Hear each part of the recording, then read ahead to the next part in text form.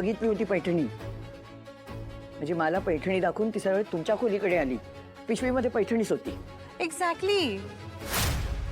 मी पण आई बाबांची प्रॉमिस घेऊन सांगते की त्या पिशवीमध्ये फक्त तो ड्रेसच होता जो घालून मी आले होते. पण मग पैठणी कुठे गेली?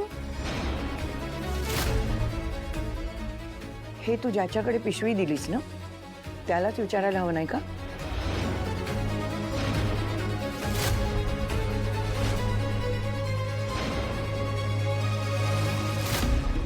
आहे बस ना, आता अति होतंय हे. आता यात सुद्धा अंशुमनला दोष देताय तुम्ही.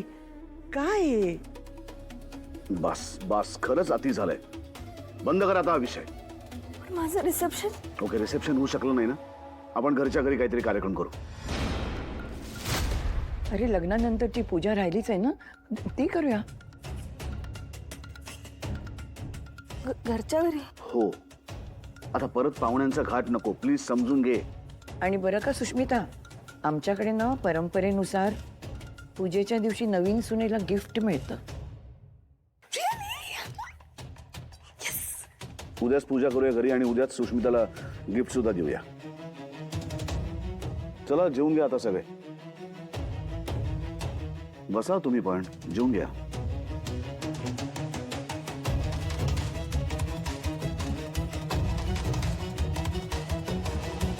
आज सगळ्यात या घरामध्ये सावत्र हा शब्द उच्चारला गेला नव्हता, पण तू सगळ्या लोकांसमोर नंदूला सावत्र म्हणालीस. जरा आठव, तिनं तुझ्यासाठी माझ्यासाठी या घरासाठी काय नाही केलं. हा, सगळ्यांसाठी सगळं तिनं केलं आणि तू तिला सावत्र म्हणालीस. काय वाटलं असेल नंदूला? झालं बघा, मला बोलताय तुम्ही माझी हिम्मत कशी झाली. स्वतःकडे बघा जरा. आत्ताही तुम्हाला ना तुमच्या नंदूचंच दुःख जास्त वाटतंय. सुष्मिताचं काय? हा, सगळ्यांच्या समोर स्वानंदीनं बिचाऱ्या सुष्मिताला तोंडावर पाडलं. तिनं चुकीचा ड्रेस आणून दिला ना, मग हे तिनं काय केलं आधी मला सांगा. ही सावत्रीपणाची भावना नाहीये का? हा, यामध्ये सगळी चूक सुष्मिताची आहे. आपण कोणत्या कार्यक्रमाला चाललोय, आपण काय घालायला पाहिजे, एवढं साधं डोकं तिला वापरता आलं नाही. बरोबर आहे, बरोबर आहे, बरोबर आहे. सगळी चूक माझ्या मुलीचीच आहे. तिने प्रेम केलं, चूक केली. तिने लग्न केलं, चूक केली. तिने स्वतःच्या बहिणीचा सपोर्ट मागितला, चूक केली. तुमची मुलगी म्हणजे अगदी सर्व गुण संपन्न, नाही का? आणि सगळ्यात मोठी चूक जर माझ्या मुलीनं काही केली असेल ना, तर तिनं तुमच्या मुलीवर विश्वास ठेवला. काय बोलतेस, तुला कळतं का? हा, तुमची मुलगी, माझी मुलगी, काय चाललंय तुझं हे? हा, कधीपासून करायला लागलीस हे सगळं? स्वानंदी आहेच ना तुमची मुलगी. तुमची? तुमची नाही, आपली मुलगी. नंदू ही आपली मुलगी आहे. रोहन आणि सुष्मिता सुद्धा आपली मुलं आहेत. सख्ख आणि सावत्र असं या घरामध्ये नाही. बरोबर आहे ना? मला पण आधी असंच वाटायचं, पण आज स्वानंदीनच सिद्ध करून दाखवलंय की ती फक्त तुमची मुलगी आहे. चुकीचा ड्रेस तिनंच दिला ना रिसेप्शन मध्ये सुष्मिताला घालायला. लग्न झाल्यापासून नुसती छळतीयेस तिला. काय केलं अजून तिने? बस झालं यार आई, तू ना नंदूताईला दोष देणं बंद कर. ती असं चुकूनही कधी करणार नाही, कळतंय का तुला? हा, ग बैस. आई आई तुम्ही नेहमी रागात बोलता, रागाच्या भरात बोलता. वी गेट इट, पण काही काही एकदा बोललेले स्टेटमेंट्स आपण परत नाही घेऊ शकत आणि त्यामुळे फॅमिलीमध्ये कायमचा डिस्टन्स निर्माण होऊ शकतो आई. आणि प्लीज हे आपल्या फॅमिलीच्या बाबतीत प्लीज हे घडू नका. झालं तुझं? ग बस. तू गप्प बाईस. बरोबर बोलतीये अधीरा, काही चुकीचं बोलत नाहीये ती. अगं तू डोळे झाकून त्या अंशुमनावर विश्वास ठेवलास आणि स्वतःच्या मुलीला त्याच्या सुपूर्द करून टाकलंस. आणि नंदूचं काय?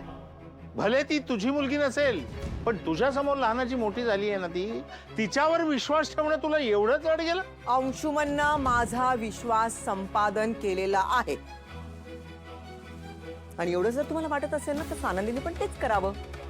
जपावं आपल्या लहान बहिणीला, मोठ्या बहिणीसारखं वागून सावत्रपणा सोडून द्यावा ना. आणि तसं नाही केलं ना, तर मी कधीच तिला माफ करणार नाहीये. लक्षात ठेवा तुम्ही तिघही. दिवस तिची नाटकं बघायला लागणार आहेत, देव जाणे.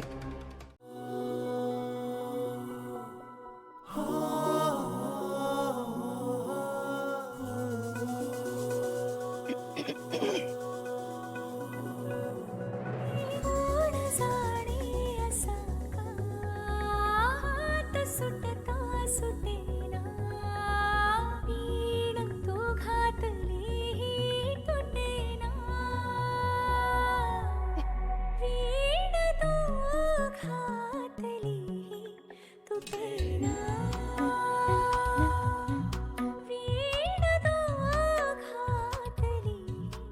अरे वा, शुभ शकून झालं.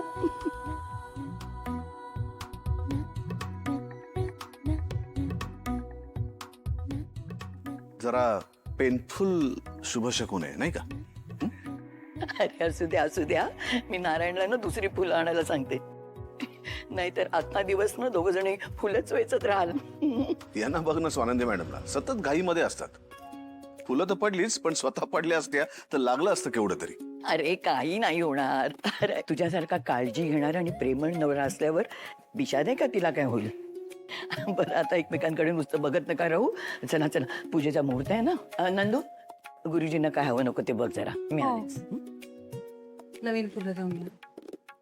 आणि जरा बघून चाला, किती नुसतं धावत पडत असता इकडे तरी. मी नसतो तर काय झालं असतं, पडलं असतं, लागलं असतं. छान वाटलं आता मला बोलला तर. तुम्ही वागता तशा. ओके, हा कुठला ओके? फुल स्टॉप आला. आणि थँक्यू. मी धडपडते पण तुम्ही नेहमीप्रमाणे सावरलत मला. वेलकम. तुम्हाला सावरणं हे आता नेहमीच आहे माझं काम.